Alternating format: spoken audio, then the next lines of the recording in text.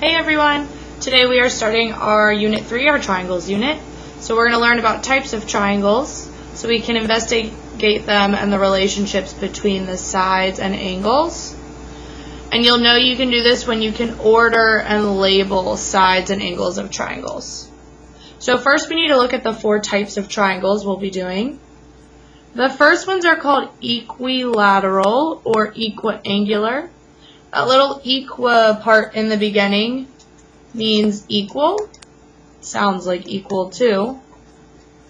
And so what this means is that these have 3 equal angles and 3 equal sides. So if you look at these pictures down here, we know these sides are equal because they have the same number of dash marks on each side. So this is how we're going to be showing equal or congruent sides. We know that these angles are equal because they all have 1 mark. And if all of these are equal, well, all 3 angles in a triangle have to equal 180. So 180 divided by the 3 angles means all of these are going to be 60 degrees. So equilateral triangles always have 60-degree angles. Alright, looking at our next type, we have isosceles triangles. Isosceles triangles have 2 equal sides and 2 equal angles. So again, we see the 1 mark and 1 dash mark means these sides and these angles are equal. Next up we have scalene. Scalene triangles have no equal sides or angles. So these will be the triangles we probably see, maybe we'll see the least of these. But as you can tell, there's no marks on the sides or angles, so you can't assume anything about those are equal.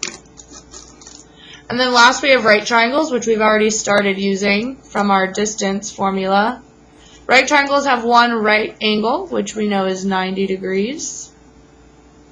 And something to note is that right triangles can also be isosceles triangles. So this example down here shows us that since this is the 90-degree angle, well, we've got a dash mark on each side, which means these sides are congruent. And that also means these angles are congruent. So if we know that 180 is the total, we take away the 90 that we already have, we end up with 90 degrees between these 2 angles. So if I divide that by 2, I can find that each of those little angles is 45 degrees. So this is a special type of a right triangle. Alright, 2 quick formulas we want to note, which probably will seem a little obvious. Our triangle angle sum theorem. So this just says that the sum of the measures of the interior, so inside, angles of a triangle is always 180 degrees. So if we look at this, we can either start with 180 and take away the parts we know. So I can subtract 42 and 94, and I end up with 44 degrees is that missing angle. Or keep in mind you can always make an equation out of this. So I could say x plus 42 plus 94 equals 180. And then if I combine like terms, I get x plus 136 equals 180. And then from subtracting, I get that x equals 44. So the inside of our angles of our triangle always equal 180. This is also going to come in handy down here when we end up with exterior angles. So we need to remember that exterior means outside angles. So like this one right here, it's outside of the triangle. Well, this angle and this angle, if I label this one y, they make a straight line. And we need to remember that angles on a line equal 180 degrees. That was that word we called supplementary. So because of that, I can make an equation and say that 120 plus y equals 180. So again, I'm using that 180 and it helps me find that this angle is 60 degrees. Now that I have this angle, I have 43, I can find x using what I did up here. So I would just do that 43 plus 60 plus x equals 180. Combine like terms. And then I subtract 103 to get that x is 77 degrees. So those are our basic formulas about angles in and outside of triangles. Now that we know how to find those angles, we're going to talk about using the angles to know stuff about the sides. So go ahead and flip this over. So we are going to talk about opposite sides and opposite angles. So opposite side is directly across from an angle. So if we look at our angles here, I have angle A. I use this angle symbol and write A to name it. The angle across from angle A, all I need to do is draw an arrow right across, and I see that side BC is the opposite side across from angle A. So I write the letters BC, and I draw a line over it to represent the side.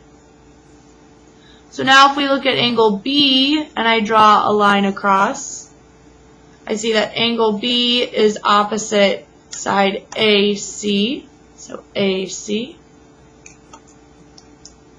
And then last but not least, angle C over here, I draw a line across, and I see that AB is opposite it. So angle C is across from AB. So a good trick here is our angles are going to have one letter, or the one letter in the middle. So given one letter, the side is made by picking the other two letters. So our triangle always has three letters, so we could call this triangle ABC, using my little triangle symbol here. So when I had A, well, if I cover up A, the only two letters I have left are BC, and BC was that side across from it. Angle B, if I cover up B, I only have AC left. And then angle C, if I cover up C, I only have AB left. So that's a nice little trick you can do.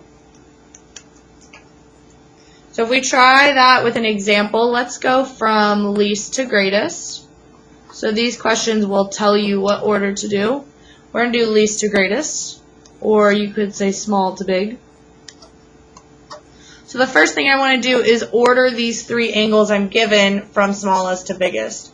So smallest is going to be angle B at 50 degrees. Then I have angle A is 60 degrees. And then last, my biggest angle is C with 70 degrees. So across from angle B is side AC. Across from angle A is side BC.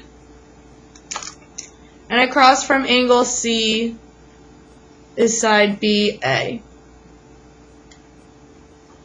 So the reason we just did this is if we rank these in order from smallest to biggest, that also tells us the smallest to biggest sides. So since this is the smallest angle, AC is the smallest side.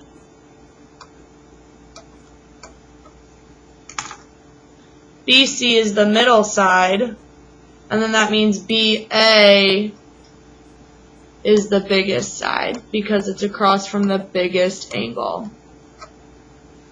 So this is a really important thing that we are going to need to remember. By ordering the angles, it also tells you the order of the sides. Very similar to this is the opposite. So now we want to use opposite angles, which are going to be across from the sides. So this time if we look at XY, well, across from that I just draw my arrow, I see is angle Z. Let's look at side YZ now. Across from that is angle X. And then last but not least, side XZ. Across from that is angle Y. Oops. So again, this time with a side, you are given 2 letters. So you pick the last one. Pick last letter to figure out the angle. So with triangle XYZ here, if I had side XY, I cover up XY and I'm left with Z. Side YZ, I'm left with X. And then XZ, if I cover those up, I'm left with Y. So let's just do one last example and we'll call this video done. Sorry, it's a little bit longer. We're going to order these from longest to shortest this time. And we don't have letters on this triangle, so we're going to call it triangle XYZ. And let's label XYZ. Alright, so side XZ looks to be my longest because it is 10.9. And across from that, I have angle Y. Next up is 8.5, which is side YZ. So across from 8.5, I have angle X. And then last but not least, 5.5 is the smallest, which is side XY. And across from 5.5 is angle Z. So that is how we order our angles and sides.